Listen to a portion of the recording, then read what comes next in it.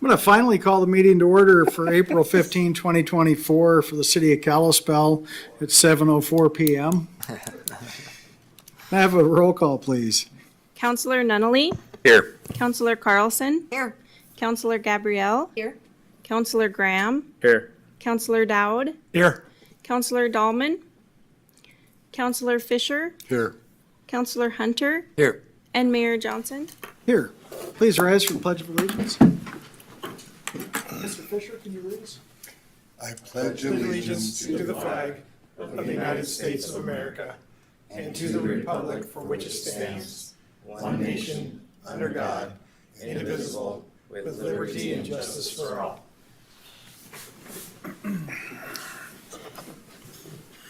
Your agenda in front of us. Do we want to adjust the consent agenda at this point, Mr. Russell? Yeah, Mayor and Council, I'd ask that we modify the consent agenda to remove the welcome sign RFP. There are some changes related to that that didn't catch before the agenda went out that just need some modifications for, or at least some requested modifications. So we'd ask that that be removed and placed on the action items, probably just under item number 4.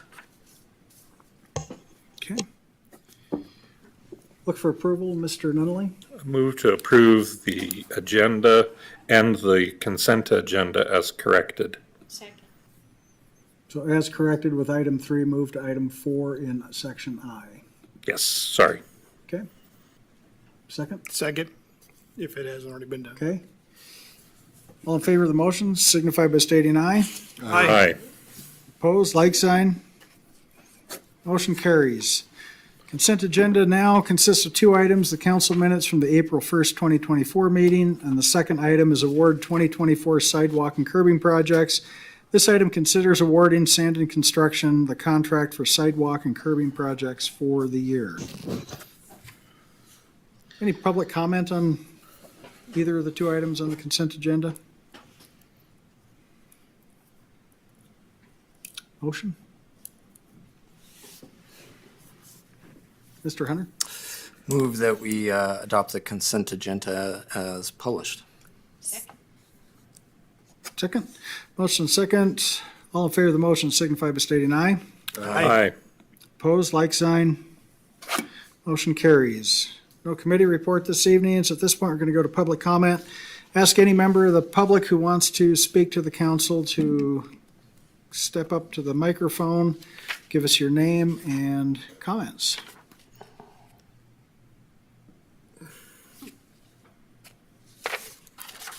And we're going to move on to reports, recommendations, and subsequent council action. The first item is the Charles Hotel Agreement. This item requests council to approve and authorize the city manager to execute agreement addendums for the Charles Hotel projects.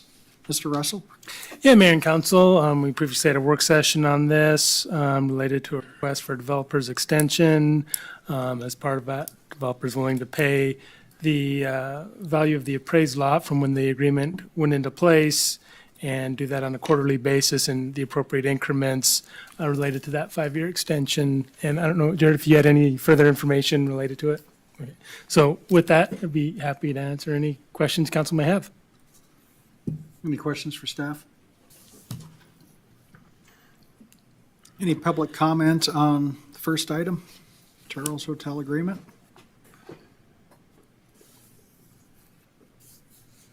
What's the council for a motion?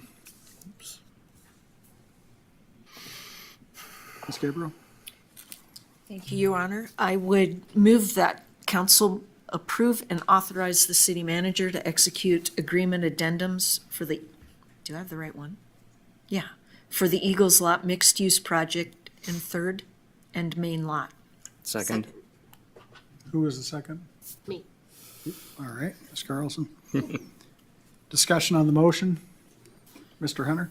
Thank you, Your Honor. I believe I was the only member of council who opposed these development agreements at the time when they were originally passed. I had 2 main objections to it. The first being that there wasn't compensation to the city for the transfer of city property to the developer. This agreement would somewhat account for that in that it compensates for the cost of the 3rd and Main Lot for the value at the time of the appraisal, I believe around 2020. There's some caveats to that. Obviously, that value of that lot is more valuable today than it was at the time of that appraisal. And it will be more valuable still in 5 years from now at the completion of payments. And also that we only get that full compensation if the developer doesn't start construction until that end of that 5-year period. So I may, be willing to say, hey, close enough. But I did have another major objection to the development agreements, which was what I considered subsidizing the private parking of the hotel, the 90 units in that parking structure, which at the time was, I estimated, be a subsidy of $2 to $3 million. Obviously, it would be more now. And the third issue with this that I'm wondering about or have concerns about is that the parking structure, in terms of the size and number of spaces that was calculated, was replacement for the parking both at the Eagles lot but also the Third and Main lot. I would say the majority of the parking at the Third and Main lot was used by Community Action Partnership. They have now purchased property south of town and are relocating and will no longer need parking downtown. And one of my concerns is I don't want to spend a lot of city money on a public parking structure and have a number of parking spaces that are underutilized. And at the time, I know we had a discussion about whether it was the right amount, it should be larger, it should be smaller. It was my conclusion at the time that was just about the right amount. With losing Community Action Partnership and their needs for parking, I think it might be a little too much. So for those reasons, I continue to oppose the development agreements and will not be supporting this. Any other discussion? Mr. Graham? Well, I think probably, well, I guess what I'd like to just reiterate back when we had our work session on this was just I see this project as an anchor for our downtown and kind of a start for that TIF. So everything in this agreement I think is necessary, and I get what you're saying.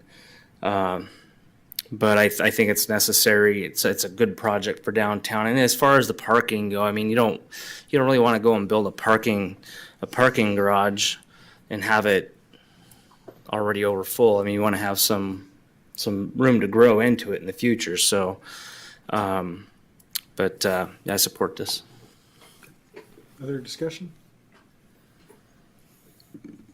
Have a roll call vote? Counselor Nunley, Aye. Counselor Carlson, Aye. Counselor Gabrielle, Aye. Counselor Graham, Aye.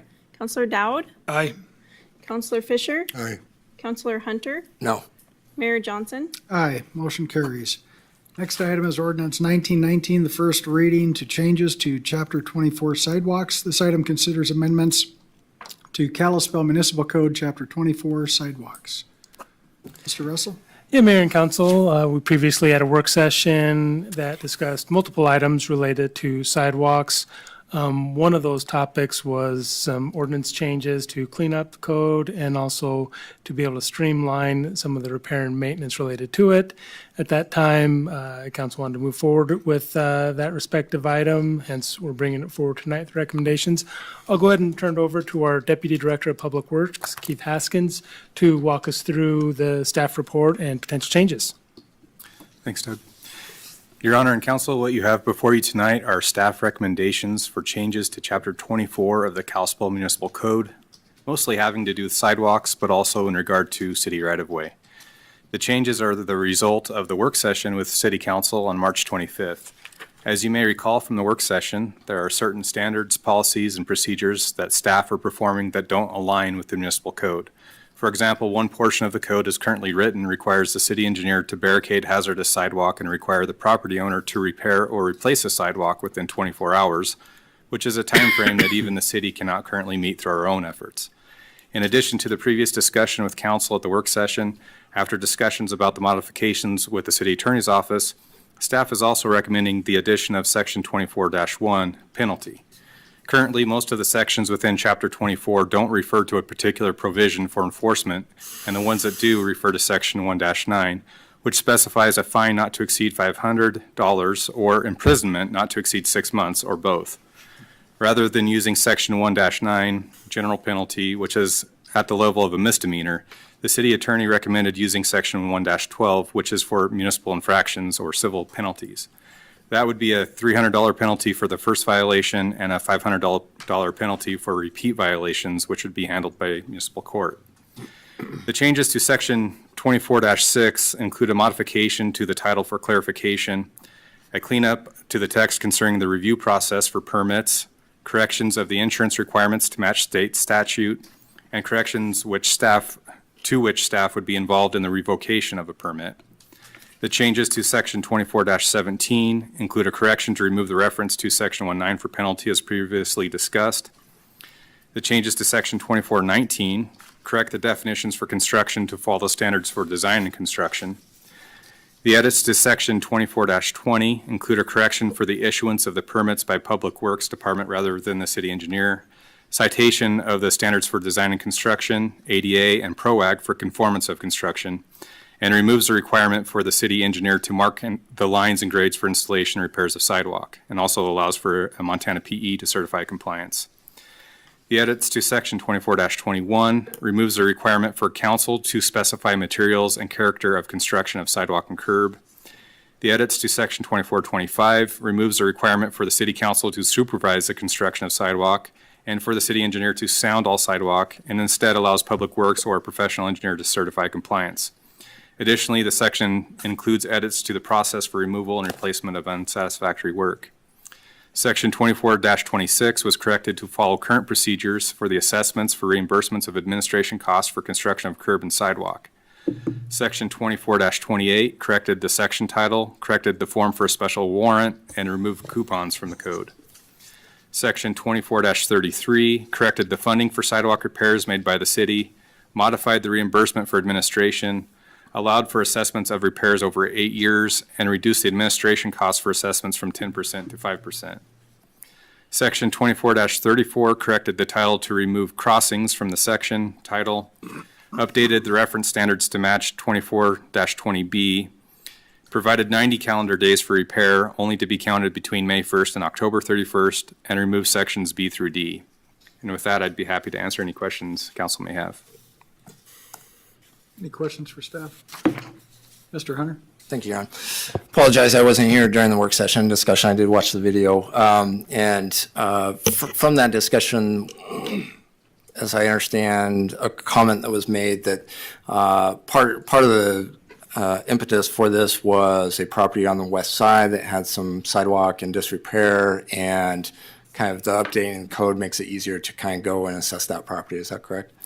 Yeah, that's correct. The current process requires a notice or notification to the property owner. And we'd sent several to 2 property owners on the west side and haven't had a response. But again, the 24-hour process doesn't really match reality for replacement repair. Thank you. Any other questions for staff? Any public comment on ordinance 1919?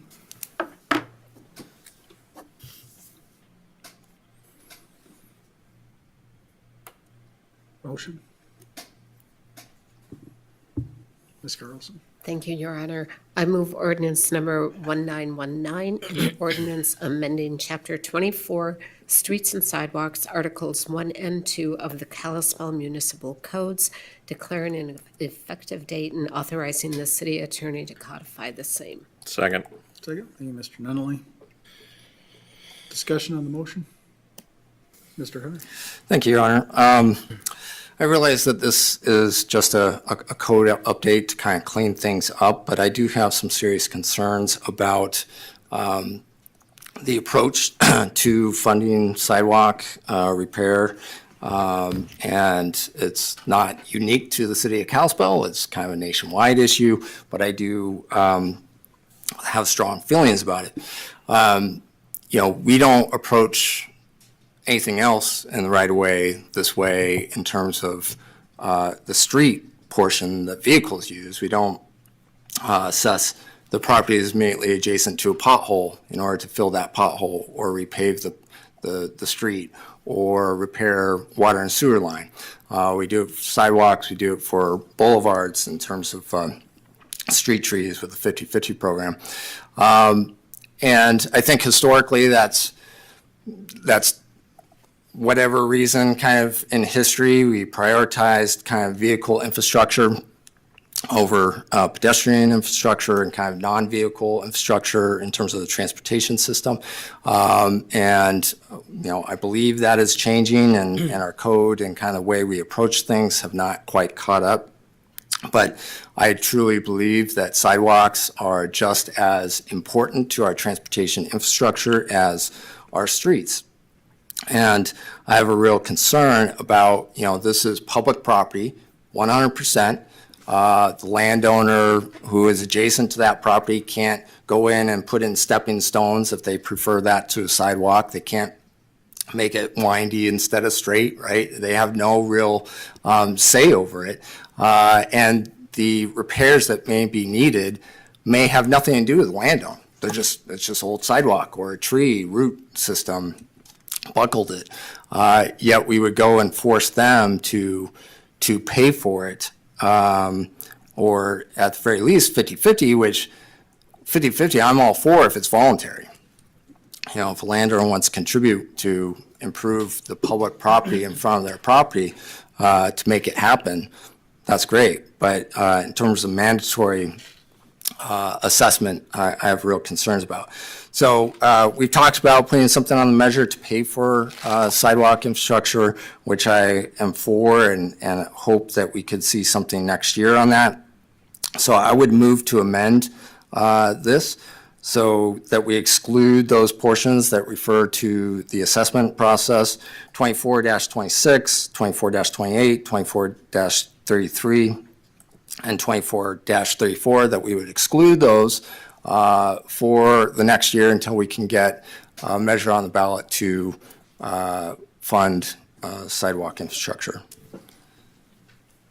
Okay, I have a motion to amend striking 24-6, 24-28, 24-33, 24-34, and the language pertaining to the assessment. Do you have a second?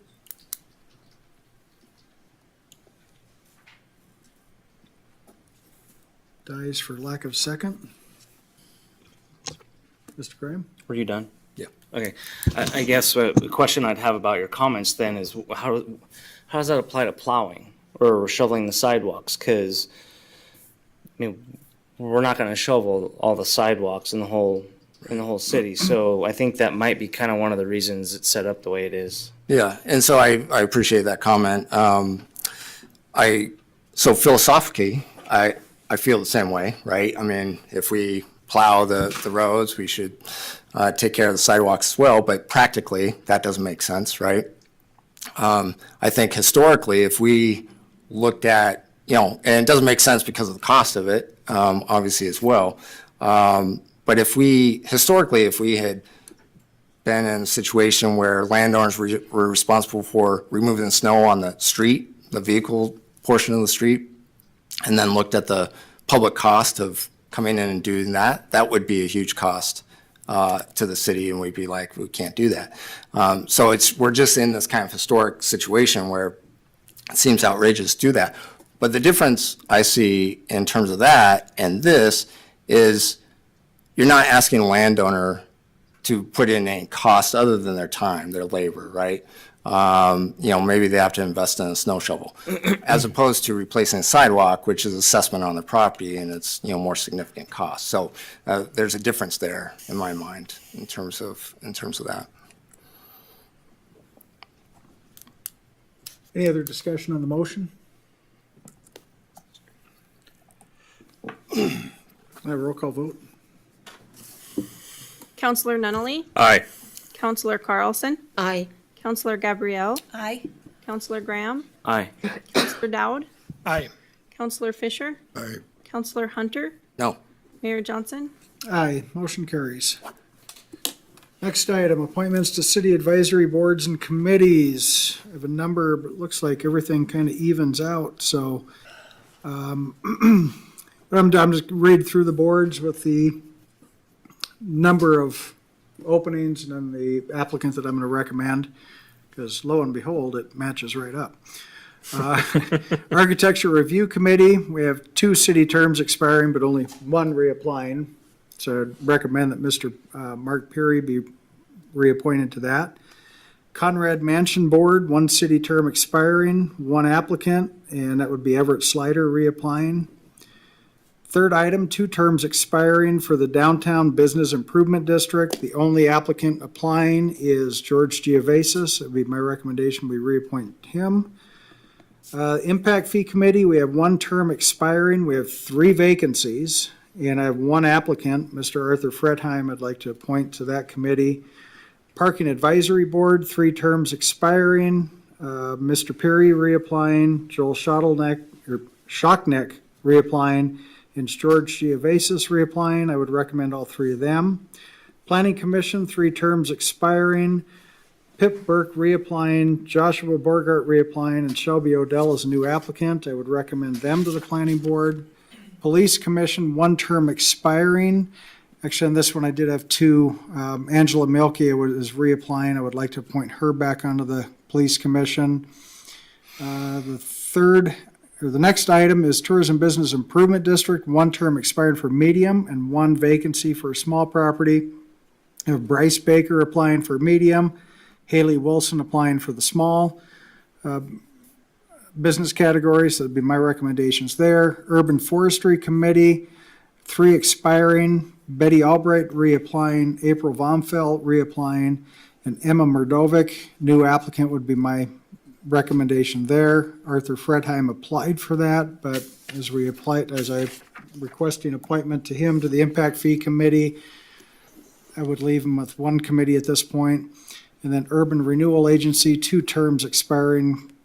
Kara Ryan Lemire reapplying, and Mike Brody is a new applicant for the URA. So those are my recommendations.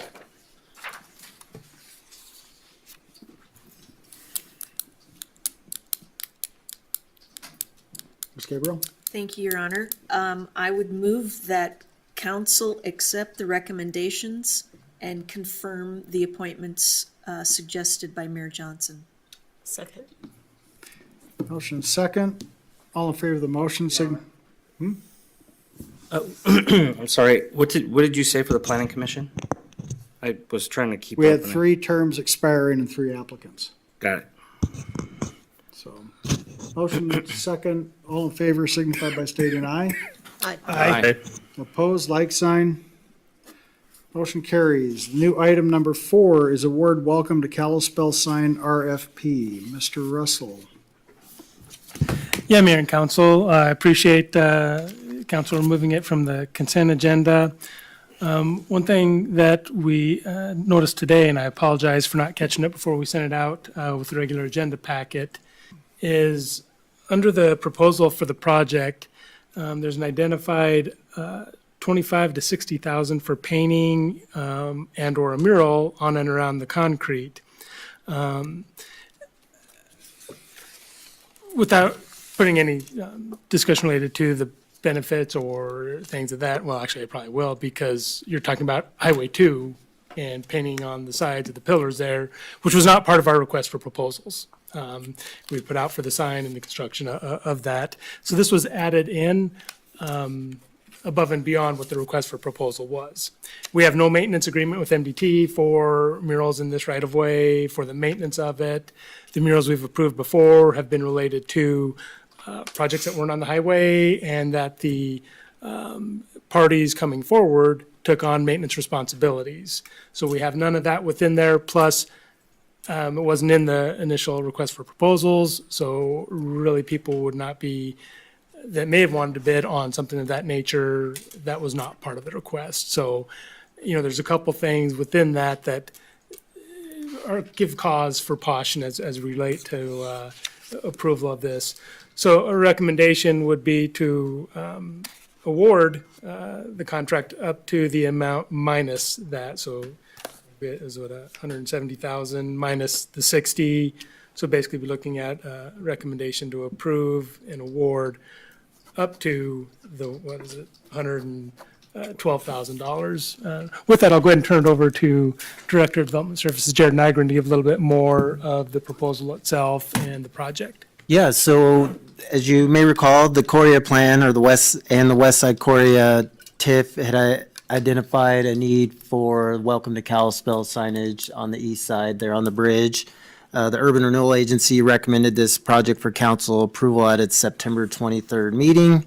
And then subsequently, the council also approved the project to be funded by the West Side Core Area TIF.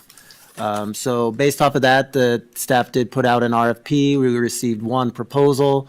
We did have a review committee take a look at it, and as Doug mentioned, we would recommend moving forward with this one project minus the mural component, which would be a total project cost up to $112,000 to get the Welcome to Kalispell sign on the bridge, and happy to answer any questions.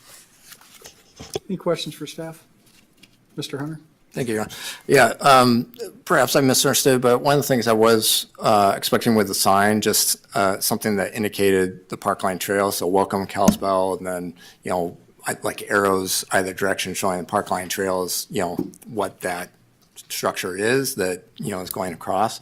Was that a misunderstanding on my part, or is that removed for a certain reason, or? The sign is yet to be designed. Oh, I thought I saw. There were just demonstration signs in there. Oh, okay. All right, thank you. Correct me if I'm wrong, Jared. That's correct. So there's some ideas in here, and the group, that's what they do, is design and build signage. So yeah, we could work through that, but yeah, it hasn't been. You don't see final designs in this. Okay, great, thank you. Mr. Dowd? Thanks, Your Honor. Do we, Mr. City Manager, do we have the ability to modify a RFP that came in without involving the applicant? They could always elect not to agree to the motion provided by council. So we absolutely have the authority. Okay. Now, like I said, we didn't modify the request for proposal. This was above and beyond what was asked for in the proposal. So we're just basically eliminating that which did not conform to the request for proposals. Now, there's nothing wrong with enhancing that, but you run the risk of some problems emerging, such as we have no maintenance agreement related to anything of that nature on Highway 2 and the potential problems that could create.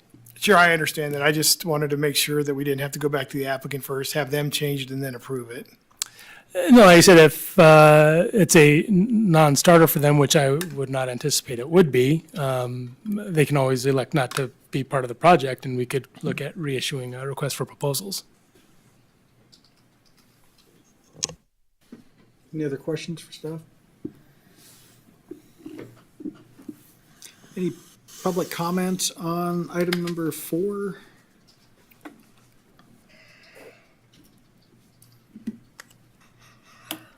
Motion?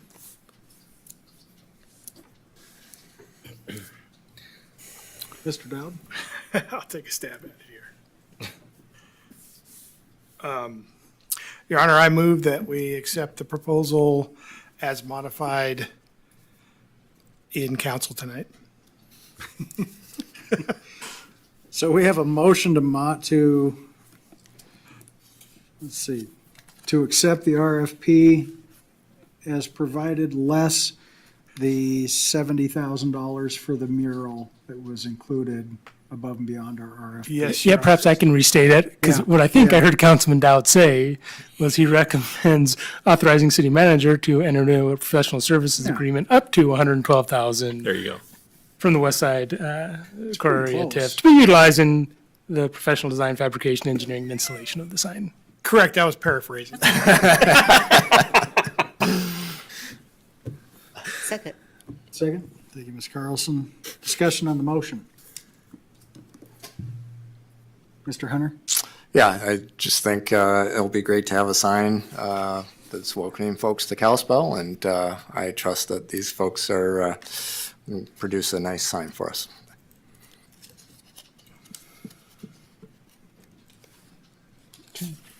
Seems like a lot of money for a sign on a bridge. But it's coming out of the TIF, right? It's dollars a dollar. I know that. I agree. It's a government sign. Yeah, I know. Does seem like a lot of money, but hopefully it's Just nice. saying, seems like a lot of money for a sign and a sign. Yeah. So, any other discussion on the motion? Roll call vote. Counselor Nunley, Aye. Counselor Carlson, Aye. Counselor Gabrielle, Aye. Counselor Graham, No. Counselor Dowd, No. Counselor Fisher, No, Counselor Hunter, Aye. and Mayor Johnson. No. It's 5-4 passed. Okay, city manager report. Yeah, Mayor and Council, just kind of a rundown on some of the upcoming meetings. Looking at next week, work session on streets. We'll come back with some options related to the assessments we talked about earlier and way to kind of defer some of that by focusing on our urban renewal areas and projects within that. Revisit the opioid regional governance team on May 6th. Have that, should be able to finalize that MOU. Budget meetings on the 7th and 8th. And like I say, we're basically going to hit a lot of the stuff already from work we've already done, be it with streets, be it with solid waste. Obviously, police and fire is all about implementation. So a lot of the heavy work already done on those. And then the last one I wanted to bring up tonight is looking to have a work session on June 10th to revisit PFAS. The rule was issued last week, which identifies the regulation and the limits that are moving forward. We got our results last week from the most recent round of tests, and with those results and the regulation that came out, we have one well that would be outside the limits, and it has 2 different chemicals related to it. The regulation we identified, or I believe, gives us 5 years to come into compliance. We have applications in with DEQ for $11 million in remediation funds, but at that work session, we'd want to discuss what that remediation could be. You know, what some of those approaches could be related to, compliance related to it, and really just discuss kind of the different systems and components related within it. Mr. Russell, I'm going to back up. Yes. I failed my CPA exam. Well, I was gonna turn, I was sitting there going, I just was like, it's 4 and 4, isn't it? yeah, so it fails. So it failed. Yeah. Didn't pass 5-4. Yeah, I was gonna come back after the manager's report when I Got it. I was consulted just him. like, What wait a did the minute. mayor say? You're sitting there and I'm going, Split. wait a minute, split vote. Yeah, so yeah, the motion failed. So no sign. Is that- sign. no sign, okay. So anyway, Got that was it. done Sorry with my about that. report. If we're all amenable to a work session on the 10th for PFAS, like I said, and we'll get we'll issue a press release, trying to find some final determination with Montana DEQ on that deadline. Like I say, from the EPA, it looks like there's 5 years to come into compliance, and really kind of how that fits in with ours. You know, we did have 4 total wells detect, but 3 of those are underneath any limits and under any regulation by EPA. So, one, that's a good sign, but, we'll look at that one well and also the whole system in general. I mean, obviously, 0 through any well is the desired goal, but as it comes to the EPA regulation, we're looking at 1 well right now. So we'll plan on the June 10th. I had a couple hands pop up. Okay. Mr. Graham? I'm sure you're probably going to get into this during the work session, but does that, when you're testing, is it on a rolling average for the test, or is it per test? So I'm going to defer that one. If Susie, if you know the answer on that Work one. session though, Mr. Russell, I mean, there's still a lot of information we're gathering on this. Yeah, I think maybe the best answer is to just give me a little time to understand the that's fine. rules specifically, and then I will get that summary out to council and everybody else who asks the question. But just, if you wouldn't mind, just give me a little bit of No time problem. so I don't misspeak as far as what the rules requiring us to do. I mean, if I can't even count votes, I don't want to go down and ask questions about PFAS, so. Thank you, Your Honor. I wondered if it would be possible to get updates from some of the other cities as well to know how many are in the same predicament we're in with that issue. Is it possible to get that without adding any more burden? So right now, the ones that have tested positive under DEQ regulation is us in Hamilton, We're it. as of right now. Okay. Are there? And that would have been sampling in response to the UCMRs. Okay. If somebody's done additional sampling like we did outside of the UCMRs, I don't know what those results would be at this time. It's also my I'm sorry, go ahead, Jed. You had your hand up. Okay. You know, we're gonna have a work session on this. Just saying, Are you Mr. Fisher, pointing to go me? ahead. Thank you, Your Honor. I Because it's not agree. on the agenda, so I want to be Okay. careful how far we go with.